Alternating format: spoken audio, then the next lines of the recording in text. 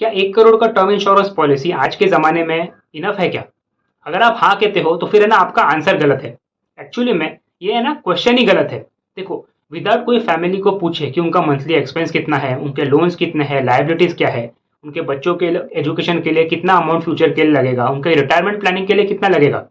भाई ये सारी चीज़ें जाने बिना कोई भी डिटरमाइन नहीं कर सकता कि आपका टर्म इंश्योरेंस का है ना इंश्योरेंस कवर कितना होना चाहिए। एक एग्जांपल समझते हैं। 1 करोड़ का टर्म इंश्योरेंस पॉलिसी एक अर्निंग मेंबर के पास है, बट उसका 60 लाख यानी कि 60 लाख का होम लोन है और 10 लाख का व्हीकल लोन है। कोई भी अनफॉर्चुनेट डेथ हो जाने पे सबसे पहले 70 लाख है वो चले जाएंगे, और जो रिमेनिंग 30 लाख है क्लेम का जो मिलेगा, उसी के बेसिस पे जो डिपेंडेंट्स है उनको उनका घर चलाना है, उनके बच्चों का एजुकेशन, हायर एजुकेशन का खर्चा, मैरिज का प्लानिंग, इसके अलावा जो डिपेंडेंट है उनका खुद का रिटायरमेंट, ये सब कुछ वो 30 लाख में ही होना चाहिए।